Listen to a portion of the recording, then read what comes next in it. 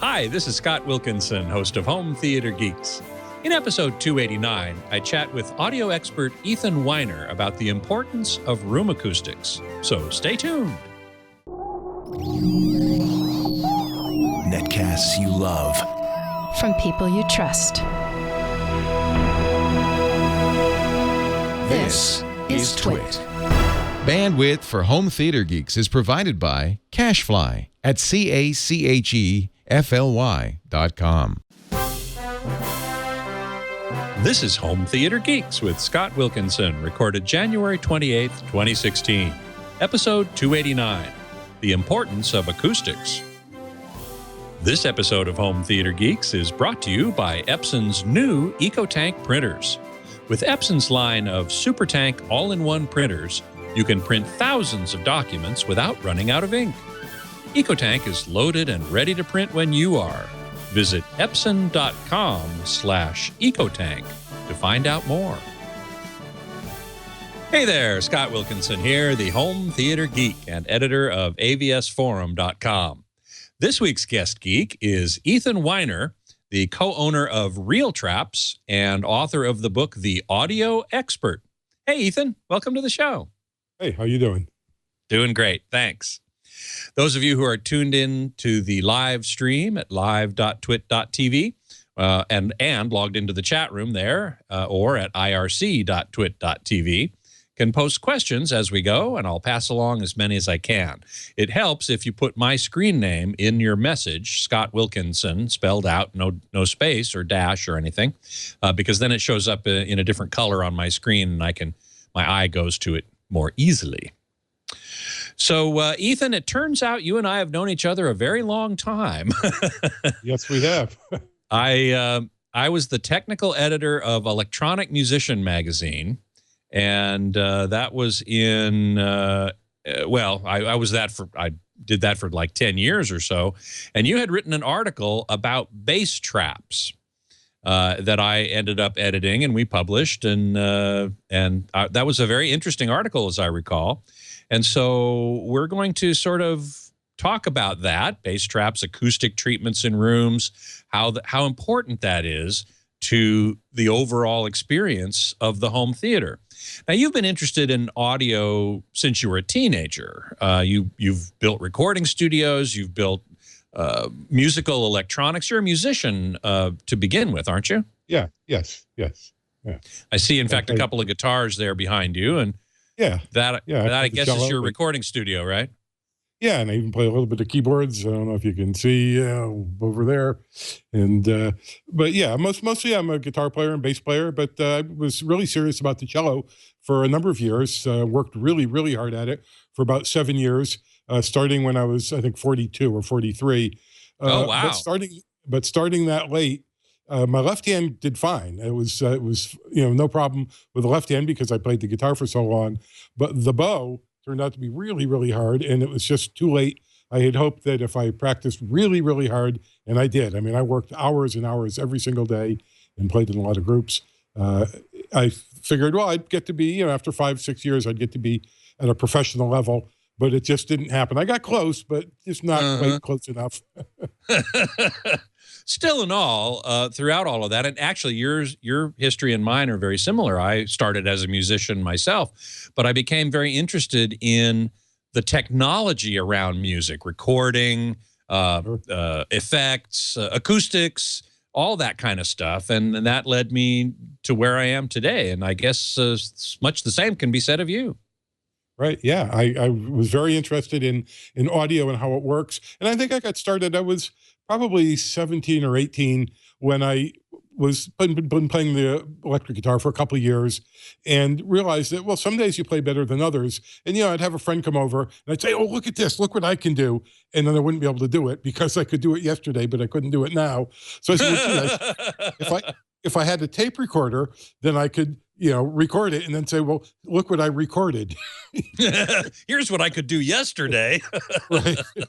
And I actually started with a Sony Sound on Sound tape recorder that I got. I think it was like 17 when I bought that. And, you could record one mono track and then copy that from the left to the right, add something new, and then, go back and forth. And after about 3 generations, it was too hissy and distorted to be any good, but it was a lot of fun.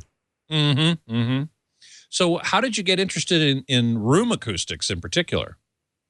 Well, I had in my career 3 studios, not counting playing in my parents' basement where I put together that, I actually made my own 4-track out of a pair of Sony tape decks. But not counting that, I had a studio, I think it was around 1970, that I built with a friend in the upstairs of a barn on his parents' property. And it was a pretty nice barn. It was a nice size. And, it was big enough to divide into a control room and a regular room. And then we outgrew that. That was with a 4-track half-inch Ampex AG440. And then a few years after that, I think 1975, I hooked up with a couple of partners, and one guy bought a 16-track MCI 2-inch. And I spent 2 years and I built my own console, 12-in, 16-out console. And there's a picture of that somewhere on my website. And that was a serious console. And then later, around 1977, 78, I started building the last really serious professional studio called the Recording Center. And I think you have a picture of that somewhere there. And we hired a professional acousticians because, we were investing like $250,000 into this facility, and we wanted to do it right. And I knew a lot of stuff, but I knew what I didn't know. So we hired the firm of Klepper, Marshall, and King from White Plains, New York. And they showed us what to do. They said, here's how you hang a ceiling. We had a 14-foot ceiling in the basement of a huge industrial building. So we hung it down to a double sheetrock to 11 feet high. And they said, here's how you make bass traps. And here's how you make, high-frequency absorbers. Here's how you do a serious absorbing ceiling. And, so I was really into it. And around that time was when Auralex and Sonex were coming out. That was, I guess, later in the 80s. We opened in 1980. But later in the mid-80s, I would see these ads for foam, 1-inch and 2-inch foam. And I was thinking, well, geez, that's not a bass trap, that's not real acoustic treatment. And so that's what prompted me to write that article for Electronic Musician that finally happened, I guess, in the mid-90s. Sometimes these things take a while, yeah. But Auralex and Sonex have been around for a long time, and it's probably one step up from empty egg cartons, which I remember from my very early days in recording studios, home recording or sort of amateur recording studios, seeing, egg cartons stapled up on the walls as acoustic treatment. So this is one step beyond that, but it certainly doesn't address bass frequency problems or anything like that. So, so you were right that there's something more to it, which led you, I think, to start Real Traps in 2003, right? That's correct. Yeah. Yeah. With my partner, Doug Ferrara. And I was going to do it anyway. And Doug was working for Motorola, answering to, I think, 4 bosses, and he hated it, and he was working 12 hours a day. I said, well, I'm going to start this business. You want to be a part of it? He said, sure. So we put in enough money to buy a couple of ads and, EM and keyboard and Mix Magazine, and the rest is history. Yeah, now that picture that we have of Real Traps, which is number 1, we should see. And tell us about this photo. Yeah, well, that's one of our customers. That's a fairly recent installation. That's Kevin McNulty's Seaphonic mastering studio.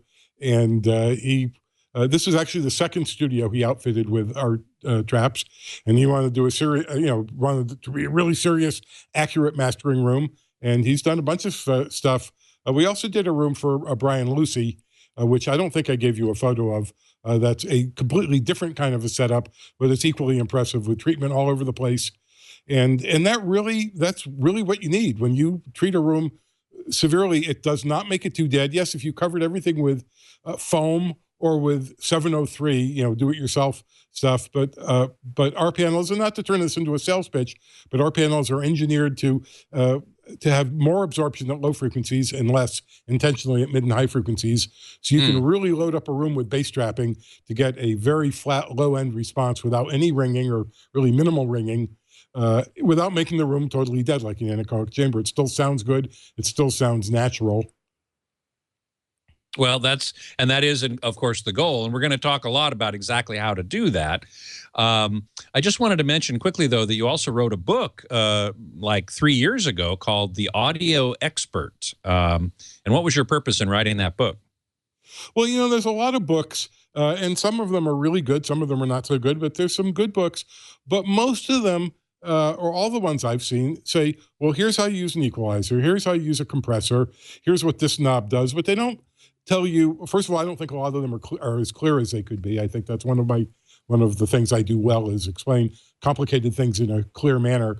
But none of them really tell you how audio works. They don't tell you how this stuff, what's going on inside, how a compressor works, what an op amp does, why a power supply matters and where it doesn't matter, and the properties of wires, inductance, capacitance, resistance, and they don't really get into it at that level. And I think that's important. The more somebody knows, in the 60s and 70s when I was growing up and really interested in recording, if you were an engineer, or especially if you were a chief engineer, but even a regular engineer at a recording studio, a real studio like in New York City or LA studio, you had to know how this stuff worked. You would be expected to at least do board swaps, if not repair circuits at the at the component level. And it doesn't mean you need an engineering degree, but if you can spot a burned out resistor and can figure out how to read a schematic a little bit and figure out, oh, that was a 330 ohm 1 watt resistor in the power supply, let me replace that. Then you were expected to at least do that kind of stuff. Either that or you were beholden to somebody else for $50 an hour or whatever the going rate was back then. And that's one of the reasons I learned about these things, is because I didn't have the money to hire people. Plus, I really cared about learning this. So I've always felt that a real understanding of electronics and also music theory and how the strings on a guitar, and even, equal temperament on a piano, all that stuff to me is interrelated. So this book, it's actually a huge book. It's 739 pages, including 3 chapters. Well, there were 3 chapters. The publisher said you can have 250,000 words, and I gave them 289 or something like that. So 3 of the chapters ended up going on the website as PDF files. So it's a really, really big, detailed book, but it's all common sense. There's hardly any math at all. I mean, there's maybe multiplication, and there might be a square root somewhere in the formula that tells how to calculate the noise bandwidth of a mic preamp. There's a lot of stuff like that says, well, here's all you really need to know, but just to be totally complete, if you care, here's this other formula. Well, I'm totally with you. When I was in college, I actually I built my own bamboo flutes, and I was a physics major, and I studied the acoustics of woodwind instruments in order to better make my bamboo flutes. And so it's an analogous thing there. Of course, I also studied electronics and acoustics and so on, again, because it supported what I really wanted to do, which was make music and record music. So absolutely. And there's a huge chapter in my book about musical instruments, how they make sound, including woodwinds. And I show FFT graphs, of the spectrum. And, there's inharmonic instruments like a timpani drum or a marimba, where it's not like, a A440 and then the second harmonic is 880 and the third harmonic is 440 hertz.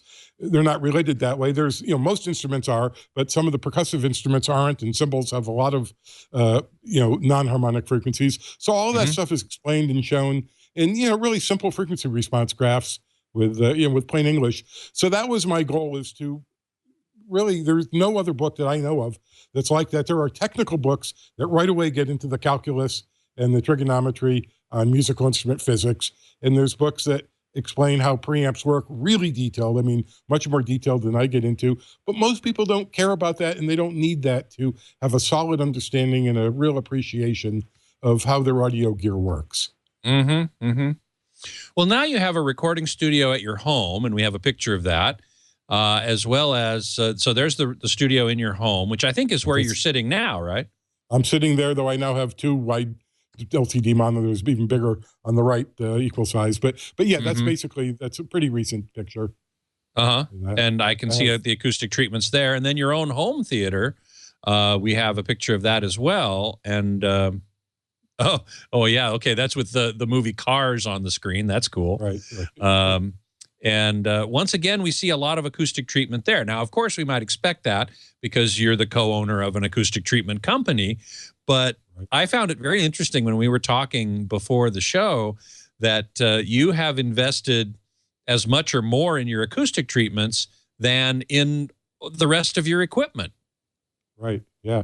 Well, I just made a video just 2 months ago. It's a little tour of my home theater. I had done a video about 10 years ago called "How to Set Up a Room," where I talk about how far apart the speakers should be, where your seating should be forward, front to back in the room, the importance of bass traps, putting them in the corners, what goes behind you, where the reflection points are on the sidewalls. And I wanted to do a follow-up, and I've been wanting to do that for quite some time. So I did just a couple of months ago a tour. So instead of saying, "Well, here's how you set up your room," it's more a tour of my home theater, and that's on my YouTube channel. There's a ton of educational videos on my YouTube channel, including a complete college course in music theory, all for free right there. But the tour of my home theater is, I don't know, 10, 11, 12 minutes, something like that. And at the end, I list all the prices for everything I own. Yeah. And, and it's not like I wouldn't call it a budget theater. I'm going to have $2,000 into a really nice projector, and the subwoofer. Also, I have a killer SVS. I have a Mitsubishi projector. Yeah, And, that's not particularly expensive in terms of projectors. A couple $1,000 bucks. No, but it's not a $600 projector either. Right. And I mean, it's a really nice one. Well, to me, this is a budget theater. I mean, I see $20,000, $50,000, $150,000 theaters all the time in the home theater forums and groups on Facebook and on sure. And in fact, I just posted on AVS our home theater of the month, which is a video actually of video presentation of the home theater of the month. The guy spent $150,000. Now he hired, a designer to come in and design it and build it, and he went whole hog on it, and really it's beautiful. It looks great. The picture and sound are fantastic. The acoustic treatment is really good. But yeah, that's $150,000. Well, I'll put my room up against pretty much anything out there, and I haven't heard every single home theater, and I don't want to be too, braggartly about it. Yeah, right. But with really the keys, and I make all these points in this video. I mean, rather than there's no point in really explaining a whole lot about it now. But right. the point of is that between the subwoofer, which takes a lot of the load off the Mackie 624 main speakers, and all the acoustic treatment, and having really good speakers, it goes as loud as you could possibly want. It goes as loud as a real concert at Madison Square Garden, maybe even louder than that. Absolutely clean, very, very clear. You can be playing that level and and easily talk to somebody next to you on the couch, because you can tell where the sounds are coming from. It's so clear, and so not just clear what's coming out of the speakers, but clear conversation in the room. And I can't emphasize that enough. I have a standing offer. Anybody in the forums, when people say, "Well, it looks like it's going to be too dead," and it's not. It's actually about 18% surface coverage of the walls, not counting the carpet. But I always invite people over. Give me a call if you want to come over and hear this and see what $15,000 worth of acoustic treatment and $10,000 for everything else sounds like, compared to $1,000 in acoustic treatment or nothing, which is what most people have, and $10,000 piece tower speakers and $6,000 monoblock tube amps. If you want to hear the right way to do it, in my opinion, there you go. There's my video. So, And I invite people to come over. I have somebody coming over tomorrow who's potential customer who lives not too far, and he wants to come over and see and hear, and be convinced. So and that's a standing offer. I'll show off to anybody. Now, Kalu in the chat room is talking about how maybe you've put more emphasis on acoustic treatments because that's your business, that's your company. No, that's my business. No, my business is this because I really believe in it. I really, really believe in it. And when I started, I was talking up the importance of acoustics and acoustic treatment before the internet, when the CompuServe MIDI form was the main gathering place. And and all we had were magazines. There was no internet. We had MCI mail instead of email. So when I used to work for PC Magazine as a contributing editor, so I was doing this on CompuServe because I really believed in it. I understood that this is what matters. It doesn't matter. I love Craig Anderton. One of my favorite quotes of his is, "No end listener gives a damn what mic pre you used." And that's absolutely true. It doesn't matter what pre you use. It matters the sound quality of your room and whether you're 3 feet away from a horribly reflecting wall or you have a low ceiling that's not treated. That's what matters. That matters even more than what microphone you use. The acoustic room. There was another great quote, and I'm trying to think of her name, the woman who's the chief engineer, Leslie Jones at Skywalker. Oh, yeah, it's Skywalker, right. And it was an interview in, I don't know, it was like 5-10 years ago in Mix magazine. And somebody, asked her naively, as all these magazine people do, well, what's your favorite microphone? She says, I don't care. I can get a good sound in any mic. We have a really fabulous room, and you put pretty much any microphone that's competent in that room, and it's going to sound really good. And that is the truth. Electronic I would also say to that point, just to address that point for a moment, the best microphone to use depends on what you're recording. Well, I do almost everything with an Audio-Technica 4033. And one of my favorite microphones. And it's a fabulous microphone. It's halfway between large and small diaphragm. It has a nice proximity effect for close-up vocals. It has a really clear sound of a small diaphragm mic when put on an acoustic guitar. It's just fabulous. When I got it, it had only been out for a year, and the first one I got was $650. And a year later, they were down to $350, so I bought another one. I never compared them side by side. I don't know if they're a good matched pair, but I use them for stereo all the time. Sure. I also have a pair of AKG C451s that I actually, they're on permanent loan at my partner Doug's home studio because he actually records people for money, and he could use an extra pair of good mics. And I have a DPA 4090 precision measuring microphone that I use for acoustic guitar and for measuring. But mostly the 4033 is all I use. I've done everything. I did my cello rondo video, which has like a 1.8 million views that it's gotten over the years. I did all of that with just one 4033 mic, and did an entire pop tune with one cello. There's 37 tracks of kick drum with a cello and electric bass with a cello, and all these sounds, all with a 4033. So I mean, yes, I understand that you can use different mics to favor. This one has a presence peak at 6 kilohertz, and this one has a little less at 300 hertz, so it's good on a kick drum or a tom. But that's what equalizers are for. I mean, because really, if you think about it, what's the difference? The main difference between different mics is the frequency response. And certainly a dynamic mic that poops out at 10 kilohertz and just falls off sharp, you can't bring back 15 kilohertz sizzle and air, or 12 kilohertz air. I mean, because it's gone. It's just not there. And other than that, I mean, a decent, competent, medium diaphragm size mic like the 4033, I think, you can use for anything. That's my feeling. Right. Well, we got a couple questions from the chat room. Web6611 is asking, what brand sub do you use? You mentioned you have Mackie mixers, which are actually professional audio, and this is in your home theater. Mackie speakers, I believe those are the self-powered ones. Yeah, I have the 624s. They're bi-amped, self-powered. And I normally, if I just had the 2-channel stereo, I would have the 824s. But with this killer subwoofer, it's an SVS. We know SVS very well. Yeah, it's like 5 years ago. They're up to the PB13, I think now. It's huge. It's the size of a short refrigerator, that you would find in the dorm room.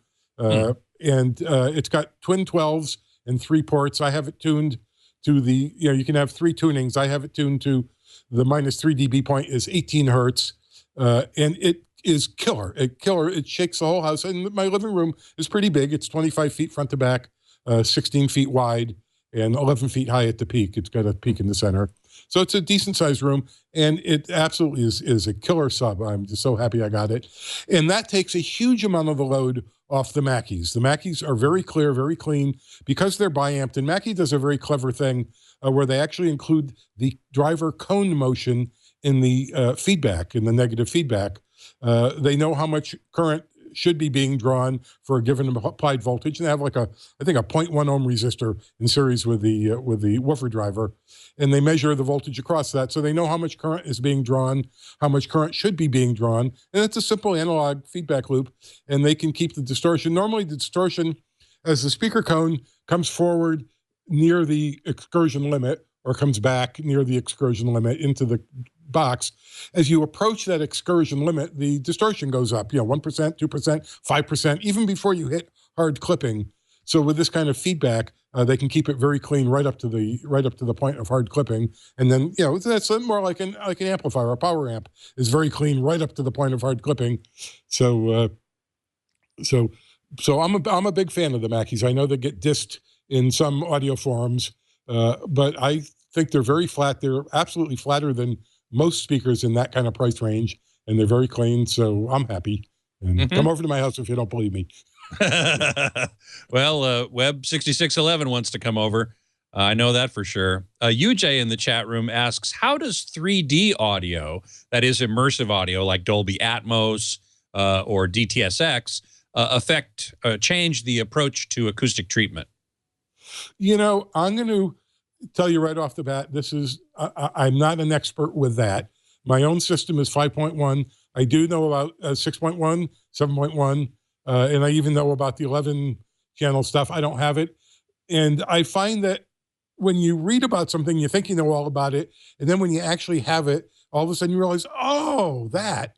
So I'm not going to say I will, but I can give you some general guidelines that affect any playback system in any room, no matter whether it's mono or, one of those 36 speaker things that they use for experimental things. And that is, you don't want early reflections off the side walls or ceiling. I don't think that they enhance the sound, at least not in a typical home-sized room. When you're talking a theater that seats 30 people, well, that's a different thing. But in a home theater where you have between, 2 and 8 seats, and it's less than 20 feet wide, you don't want any early reflections where the sound comes to you directly from a speaker and 3 to 5 milliseconds later, a strong reflection arrives after bouncing off, a reflective floor or a sidewall. And I would say that's probably going to be valid for any number of speakers in any placement.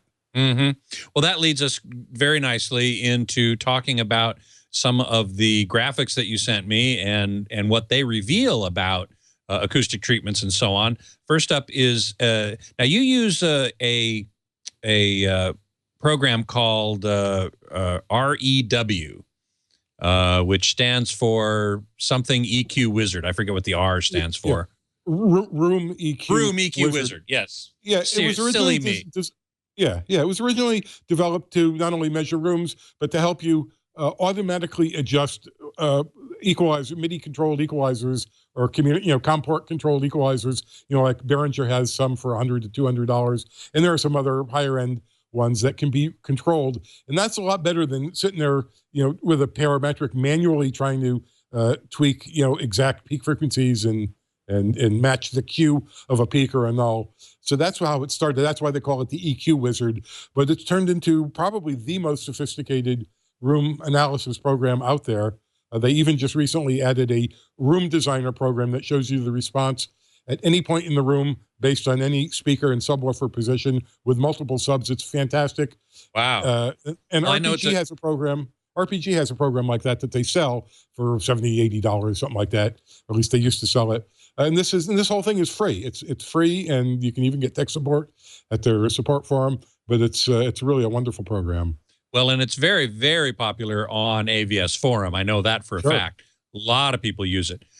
We've got there are several aspects of room treatment and what's happening within the room acoustically that I'd like to talk about. One is frequency response. That seems to be the most sort of obvious one. And we have a picture of an REW graph frequency response. Tell us about this. Well, this was done in a home-sized room. This was actually my company, Real Traps. It was our lab room. We since actually moved to a different facility in the same industrial complex, a larger place. But this place had this room. It's 11 and a half wide by 16 feet front to back with an 8-foot ceiling. And we decked it out with serious acoustic treatment. And that video is also on my YouTube channel called Hearing is Believing. And we decked out this room with a lot of bass traps and diffusers and really treated it seriously. And this is the low frequency response, up to the low mids, with and without bass traps. And even down as low as 40 hertz. We used a Mackie HR 824s for this, so we didn't have a subwoofer. Just had a stereo setup. But even as low as 40 hertz, bass traps make a real improvement. A lot of people think, oh, well, bass traps are only good above 100 hertz or 200 hertz. And, well, yeah, for the foam ones, that's true. But, serious bass traps can get down to even 20 hertz if you have enough of them and they're thick enough. So anyway, that's what this is. This is a home size, a little bigger than a medium-sized bedroom or basement room with and without bass traps. Mm-hmm. Now, bass traps, as I understand it, can be either really thick, absorptive material, or some of them I've seen are even like resonators that have some sort of spring-loaded something in them. Have I got that right? Yes, you do. In fact, the article I did for Electronic Musician back when you were there 21 years ago was a membrane trap. And that's what I have in my studio. You can see them behind my head. There's two in the middle on the back wall, and there's two in each corner right behind my head.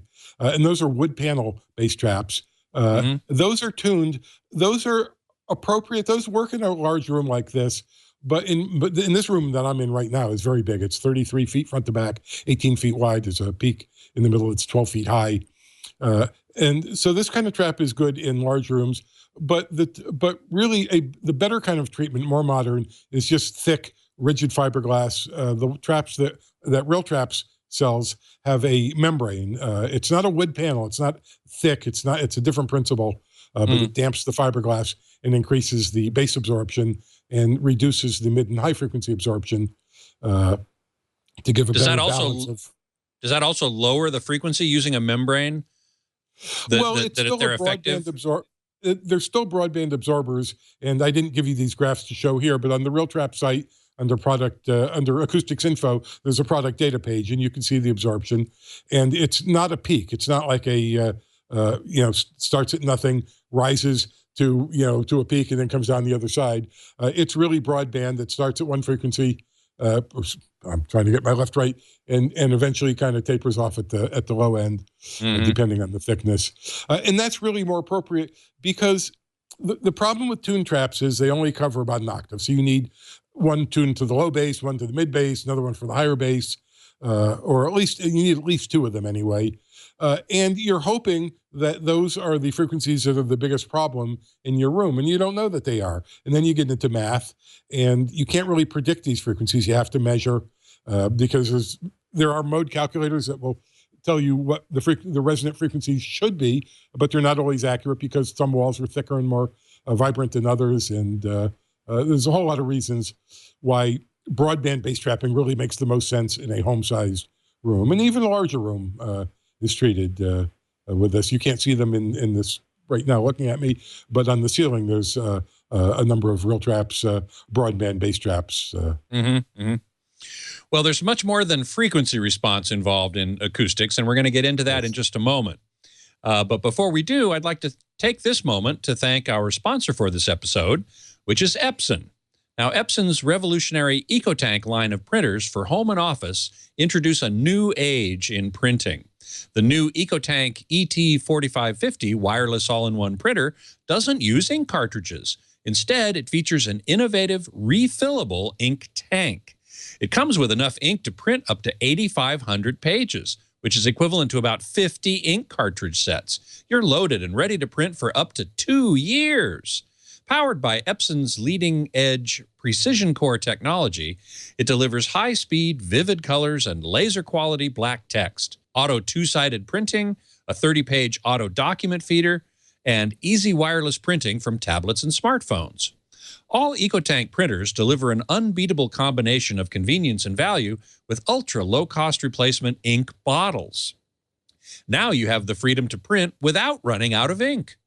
Visit Epson.com/EcoTank today to transform the way your home, office, or work group prints.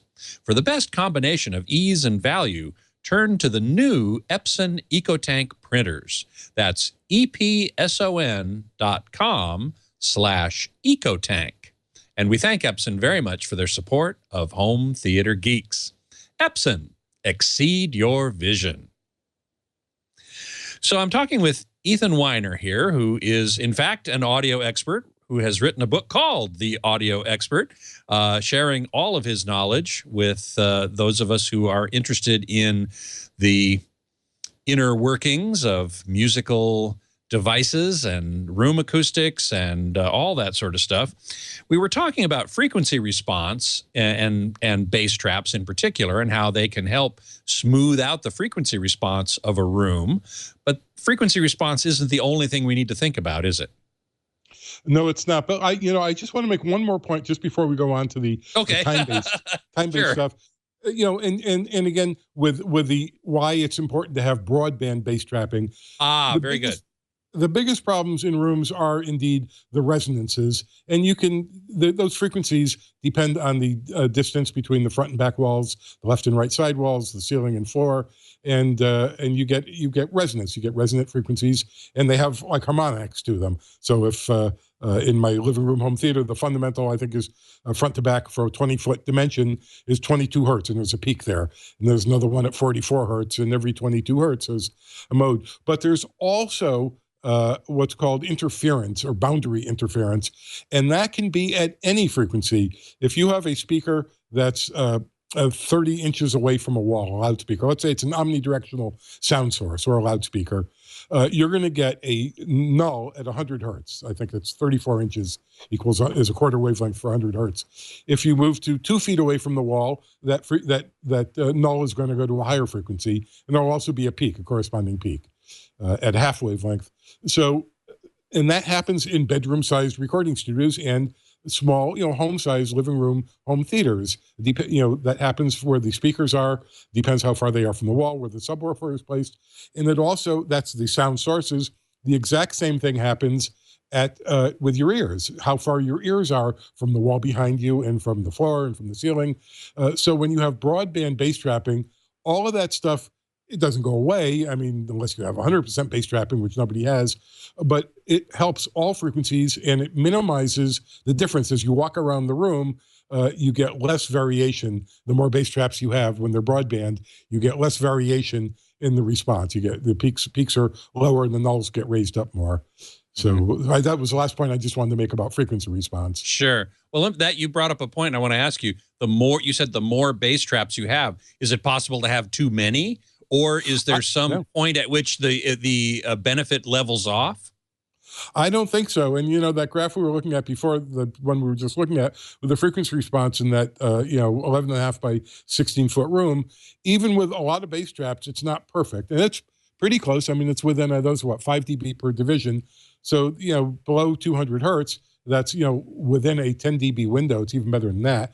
And that's really, really good. I mean, as you can see, most rooms are within a 30 or 40 dB window. And people have no idea. That's why I'm so big on these graphs and on pushing this stuff and talking about this, because people are obsessed over, this new DAC is going to, be better than my current DAC. And the DAC you have now is fine compared to the sound of your room. And so many people have no idea how badly skewed the sound is due to their room. And of course, speakers matter, and speakers have a lot of different sound quality. So even with a lot of bass trapping, we probably could have put even more in that room. In that room, there was nothing on the floor, of course. It's almost impossible to put bass traps on the floor, though you could. I mean, you could, like in an anechoic chamber, you could have a wire floor that has, 12-inch thick absorption below that. And then you put carpet over the wire, and you have a 12-inch thick bass trap on the floor. And we didn't do that, obviously. And the ceiling just had reflection panels. There were 2-inch thick Real Traps RFZ panels. So we didn't have any bass trapping on the ceiling. And if we had done that, then that 10 dB window would have been 5 dB, from the deepest peak to the deepest null to the highest peak on the graph. But I do not believe personally that you can have too much bass trapping. You can have too much broadband absorption where it's just too dead and too muffled sounding. But for bass trapping, below 200 to 300 hertz, I don't think it's possible to have too much absorption at those frequencies. Okay. All right. Not in the home size room. That's my feeling. And, Got it. Got it. Yeah. What about then other factors beyond or besides frequency response, say delay time? Right. Well, the next problem, and still sticking mostly with the bass frequencies, is what's called modal ringing. which is extended decays. It's sort of like reverb, but it's only at certain frequencies. I was mentioning that my home theater living room has a resonance at 22 hertz front to back, another one at 44 hertz. And again, we're just talking front to back, which is usually the worst one. And then another one at 66 hertz. And those particular frequencies ring. So if you're playing an electric bass and you play, a low note and you go bump, and you just make a really short staccato note on the bass instrument, if you align with one of those peaks, what you hear is boom, and it actually decays over time, even though you played boom and you stop the note really, really quickly. And there's the next graph in sequence that you have there should be a waterfall that shows that. And there's that same room. It's the same data. It's the red line from the previous graph of the room without bass traps, and that shows the ringing. Now, this is not my living room. This is our little test room that's 16 feet front to back. So in this case, the lowest resonance is at 40 hertz or 39 hertz, 41, something like that. And just so people know, the z-axis, if you will, what we saw before was two-dimensional, x and y. Now we have a z-axis, which is time, right? So that as the graph sort of comes towards us, it shows how different frequencies are decaying in time. That's correct. In this particular graph, I set it to 600 milliseconds, or just more than half a second from the back wall to the front. And you can see that some of the modes, the lowest mode at 40 hertz decays, that's a pretty strong mode. And you can see that decays for, the vertical is from 80 down to 50. So it's like a 30 dB span. So that takes half a second to decay by 30 dB. So you really hear that. You really hear boom, boom. But you'd have to go in there with a tone generator that turns on and turns off, or an electric bass that you can play really accurately, and you'd have to hit exactly that one note, which is like halfway between an E, the low open E string on a bass, and an F above. I think the low E is 37 hertz, 38 hertz, something like that. I don't remember. Yeah. That's why we use Room EQ Wizard or software like this, rather than try to do it by ear. And so I know some people say, oh, I just position my sub by ear, I move it around.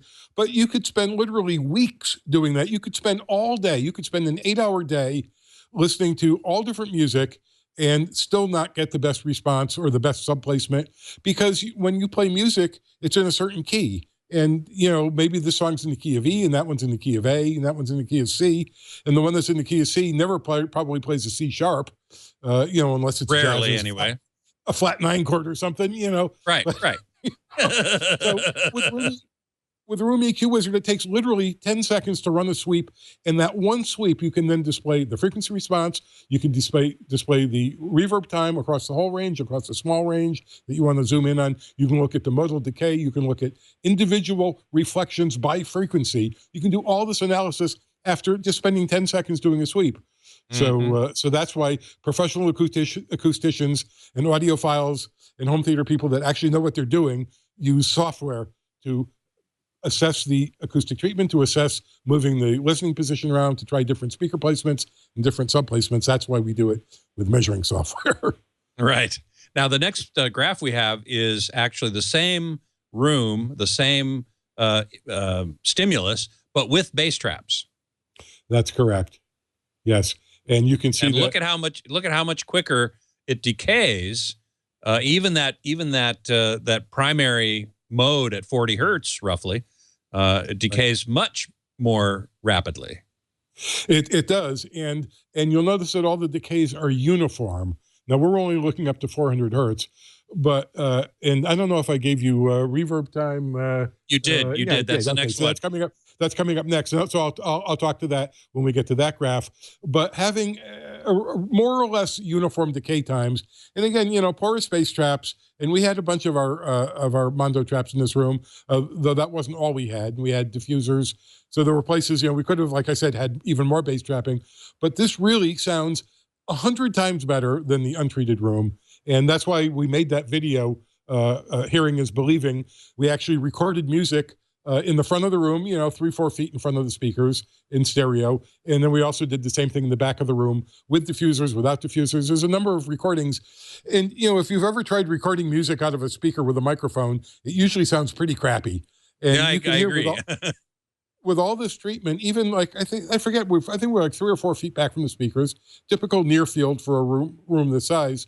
It really sounds pretty tight and clear. And it goes back and forth, switching quickly between untreated, treated, and then here's the back of the room with diffusers, without, with absorbers, without. And in fact, we saw this.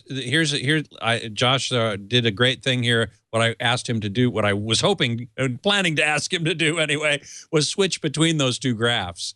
That's the untreated and that's the treated, and see how inconsistent the decay time is from one frequency to another in the untreated room, whereas in the treated room, it's very consistent throughout the frequency range that we're talking about here. Right. Yes. It's quite remarkable. Now, how did you manage to? I guess you did a recording in the room without traps, and then you brought in all the treatments and put them in and did the recording again. Actually, we did it the other way. We started with the full treatment because it was easier, because we had microphone and speakers and all this stuff set up, and we wanted to have minimum moving things around. So we had everything in place, and we just took things out. It was just easier to do it. Yeah, it was just easier to do it in that order. But yes, basically that's what we did. We and we didn't move anything. We left the. I actually used a Zoom H2 little portable recorder. And used that to record the music coming out of a pair of Mackie HR824 speakers that we were just playing, from Microsoft Windows Media Player on a laptop computer through a pro quality USB converter. So it was all high quality stuff. And but the huge difference that you hear is with the different levels of treatment, and that also was on my YouTube channel. It's on the Real Traps site. How hearing is believing, and so that's that same room, and then you can actually hear for yourself. It's not exactly the same as being there, though. If you put on headphones, it's kind of close to being there. Pretty close, yeah. Yeah. And you're about to talk about reverb too, and that is related to decay times, but it's a little different, isn't it? Well, it is different. There's a misconception. There's a common wisdom that small rooms can't have reverb, and they actually can, but only when they're empty. Because if you think about it, the reverb. Some of the most revered reverb chambers in professional studios are like at the Capitol Records. I think these are small rooms. These are 10 by 12. Well, they're bigger than that. 15 by 20 feet. They're small rooms. They're large bedrooms, and some of them are smaller than that. And they are totally empty, and they angle the walls so you don't get that rat-a-tat-tat flutter echo.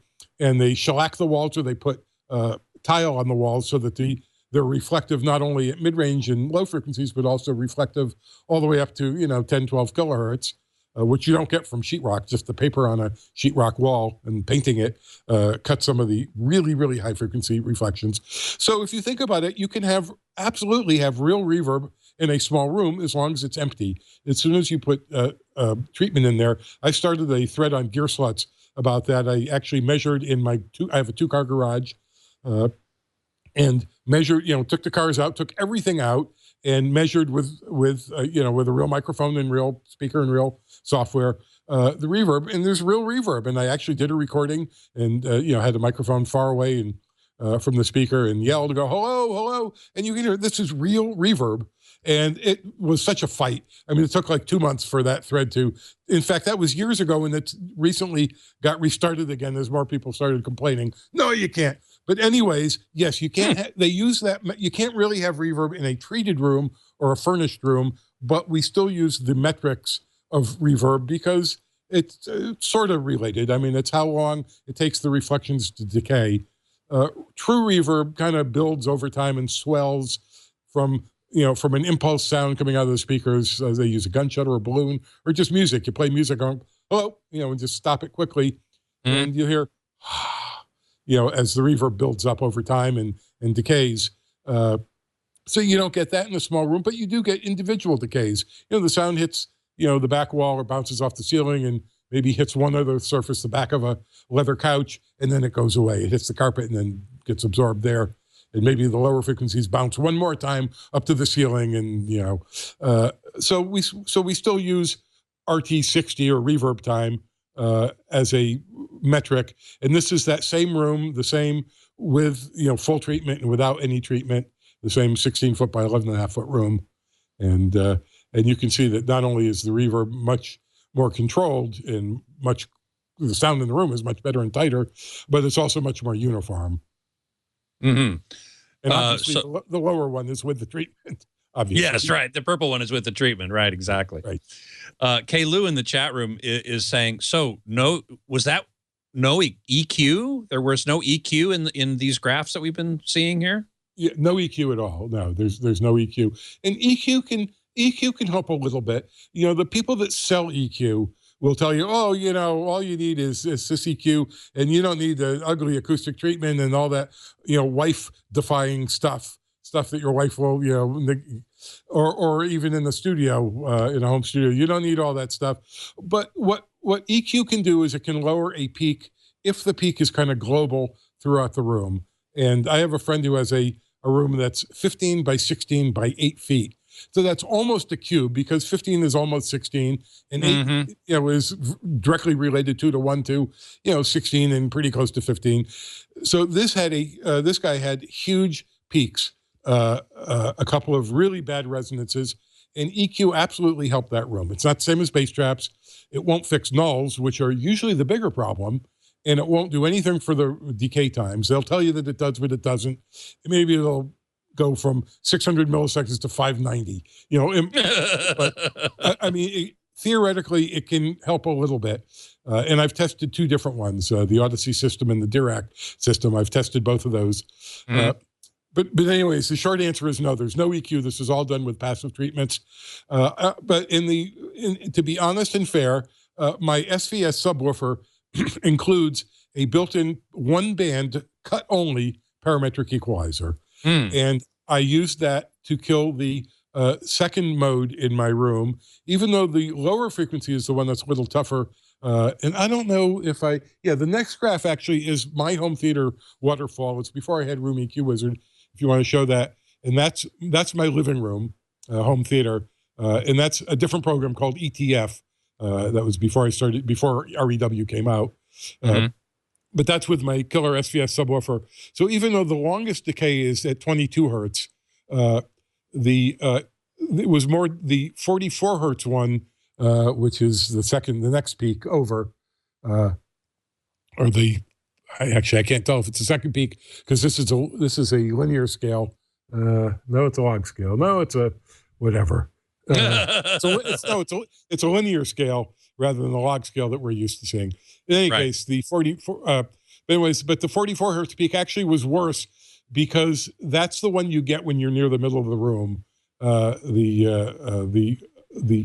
lowest, the fundamental mode, you actually have a null in the middle of the room, front to back. And then the second harmonic mode has a peak in the middle of the room. The third harmonic has a null in the middle of the room. The fourth harmonic has a peak in the middle of the room.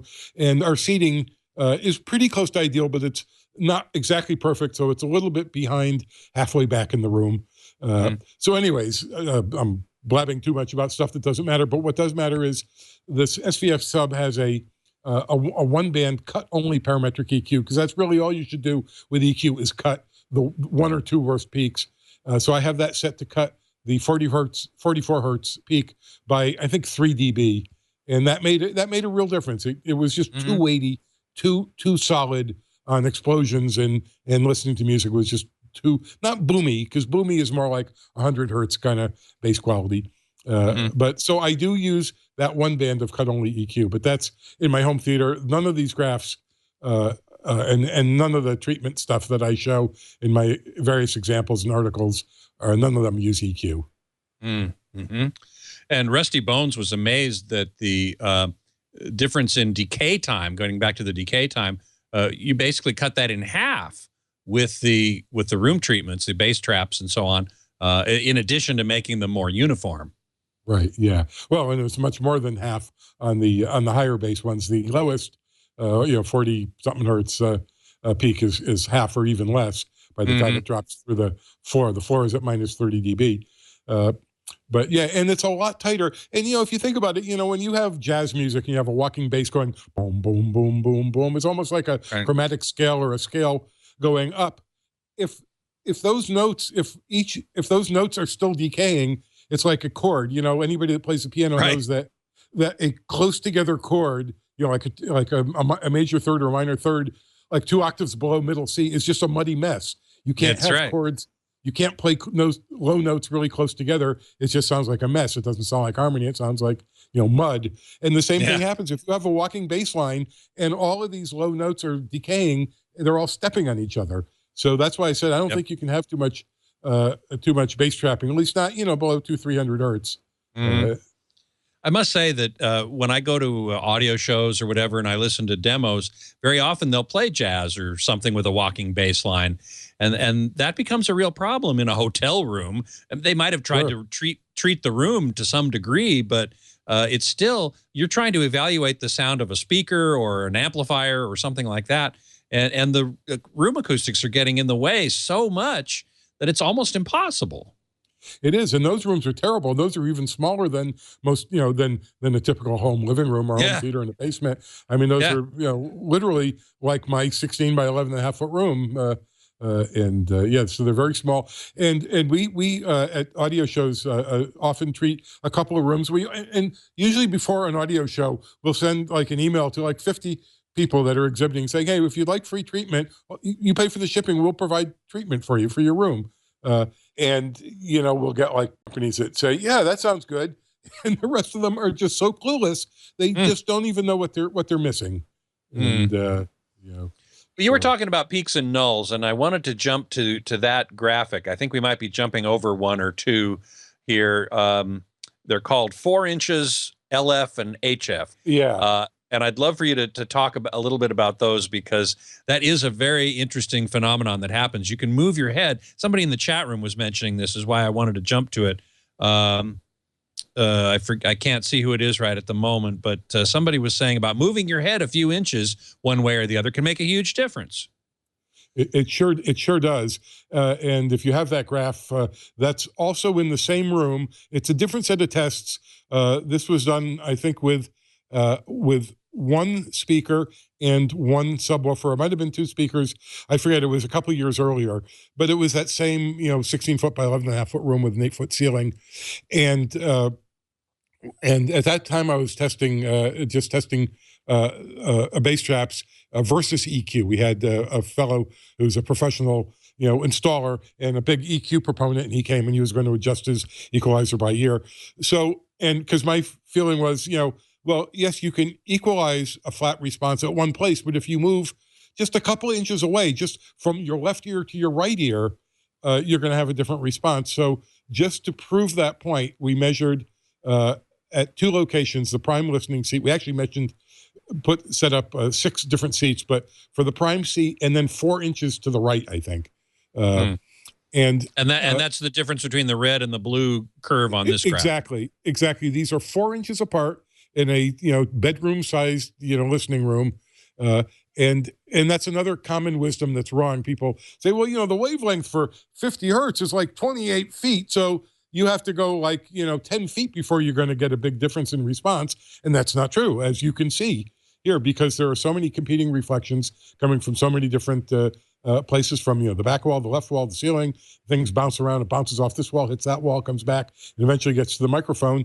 So some of these, at 71 hertz, at one location that's a null, and at the other it's a peak. That's why and that's 3 dB per 3 dB per division. So that's like 10, 15 dB difference, just 4 inches away. And I'm convinced, I am absolutely convinced, that this is the reason people will change their power cord on their CD player or the power amplifier, and they sit down, and some of it is wishful thinking, and some of it is placebo effect, and some of it is your hearing memory isn't really that good. By the time you turn everything off and change the cord, turn it on, 5 minutes later you sit down. But even if all of that, aside from all that, unless you sit in exactly the same spot, and I mean within an inch or two, the sound really does change. That's so that's what that graph is from. Is a different article on my personal website, not the Real Trap site, called "The Common Sense Explanation for Audiophile Beliefs," saying the sound really did change, but not because you changed the power cord, but because you're now a couple inches away. And there's another related graph. Now this one was just the low frequencies, but if you show the high frequency one, it's like completely different. This is again the same.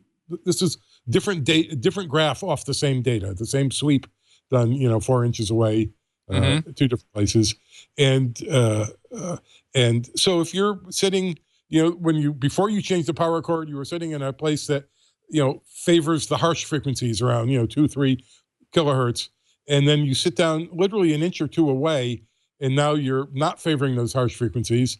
You're going to think, wow, that power cord, it doesn't sound harsh anymore. Yes. Wow. This is great. This is great. Because you can't possibly, unless you have a vise that you put your head in, that you put it back in exactly the same location each time. Right. That's going to be a much bigger effect than whatever effect the power cord might have. And that's why blind tests, especially, it doesn't have to be double blind. I mean, yes, that's better. And if you're doing research and you're going to publish it or, submit it to the AES for consideration, yeah, it should be double blind. But even single blind, I can test myself single blind just by closing my eyes and doing various things where I'm not paying attention to what I'm switching. Just hit click the mouse button a bunch of times without counting. And then and keep my eyes closed. But this is why these kinds of things are so important. If you can get a friend to help you, because then you can sit still and you can change things. No, it's true. It's complicated to change power cord, and it's hard to sit still. But this is what you need to do if you don't want to fool yourself, and if you don't want to waste your money on stupid stuff that doesn't really change the sound compared to bass traps. And not to turn this into a sales pitch for bass traps. So it's it's absolutely true. So yeah, exactly. And the whole first 3 chapters of my book are about this kind of stuff, and why people think they hear things they don't, and what really matters, and how you define audio, and what harmonics are, and again, all in plain English, and really common sense explanations. So that's a big part of my what I've been doing for the last 3, 4, 5 years, in trying to educate people, not just about acoustics, of course that is important, but about everything, about what matters with equipment. If you have a power amp, you have 2 power amps and you're considering buying one or the other, and one has 0.01% distortion and one has 0.015, you think, well, 0.015 is worse, but one is the harmonic distortion is 80 dB below the music, and I don't think you're going to hear that while the music is playing, and the other might be 77 dB down. I don't think you're going to hear that either. And I have a couple of videos on my YouTube channel where you can hear these kinds of artifacts. But rather than trust YouTube's lossy compression, also in the description for the video, here's a link where you can download the original WAV files, the same WAV files you're hearing here. Then you can play them on your own system through your own earphones. You can't say, oh, Ethan's system isn't revealing enough. He's an old man and his system stinks, and that's why he can't hear it. You download the original sources, you listen on your own system, and you tell me what you can hear. So I have a whole lot of that stuff on my articles page on my website and on my YouTube channel. It's just, dozens and dozens of things like this that we're talking about. Rusty Bones in the chat room is saying, I hope we have time to cover nulls. He stated they are more problematic. They sure are. Yeah, go back to that thing with the peaks, the first response with it showing bass traps and no bass traps, just the response alone. Now, nulls are the biggest problem in a small room, and I'll tell you why. There's more energy in the nulls. Now, this room, the peaks are more of a problem than usual because the dimensions are 16 feet front to back and 8 feet high. So there's 2 to 1. So in that case, the peaks can be theoretically up to 12 dB. Usually a peak can only be 6 dB. And of course, if you look at the red line, well, where's the middle? The whole thing is such a roller coaster. You really don't know where 0 is. So what's a peak and what's a null? But the 0 is close to the middle of the blue line because as we add bass traps, it gets flatter. And if you look at, especially right around the middle of the graph, the nulls, there's more energy, if they call it below the curve, if you will, on the 2 lowest graphs, on the 2 lowest nulls.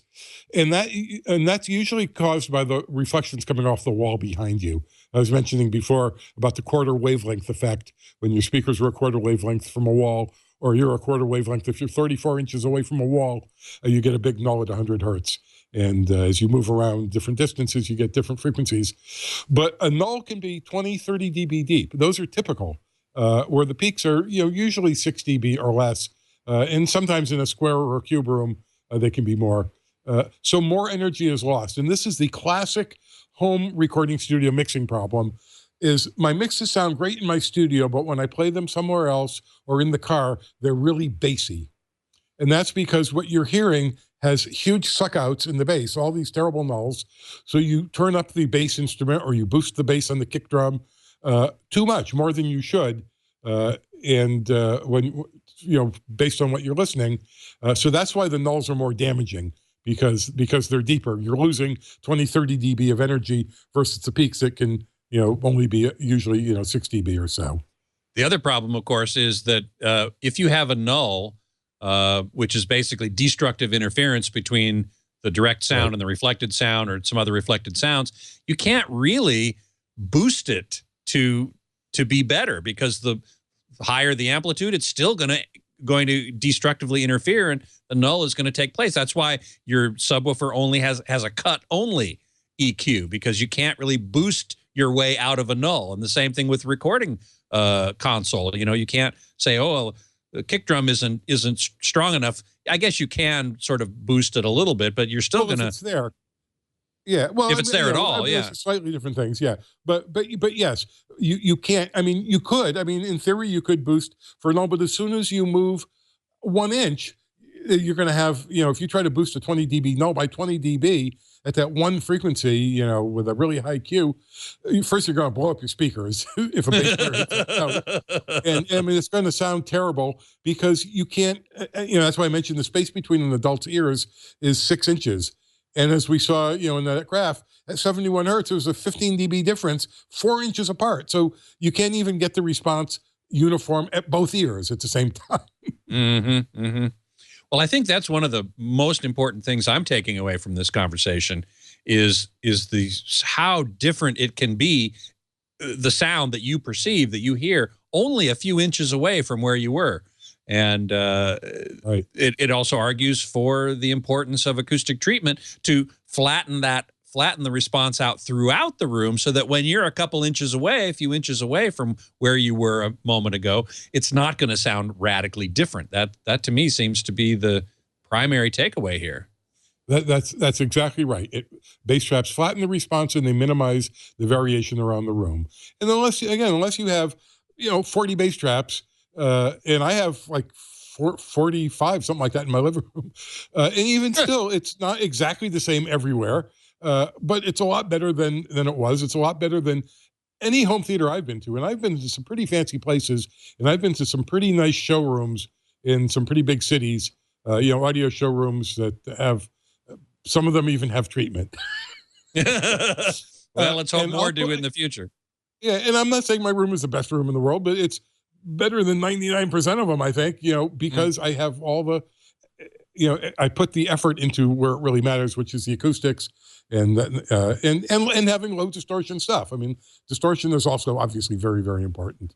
Well, and unfortunately, we don't have time to talk about it because we've run out of time. Okay. But that's fine. another time. I hope you'll come back.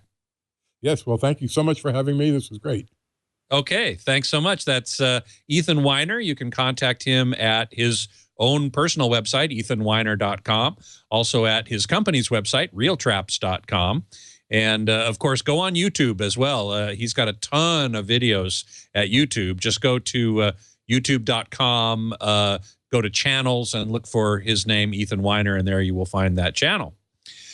You can find me, of course, at avsforum.com. You can email me at scott@twit.tv, and you can follow me on Twitter at htgeekscott and at avsforum. You can always find previous episodes of Home Theater Geeks right here at twit.tv/htg. Also on our YouTube channel, youtube.com/twit Home Theater Geeks. Next week, my guest geeks are scheduled to be Anthony Grimani and Manny LaCaruba of Grimani Systems.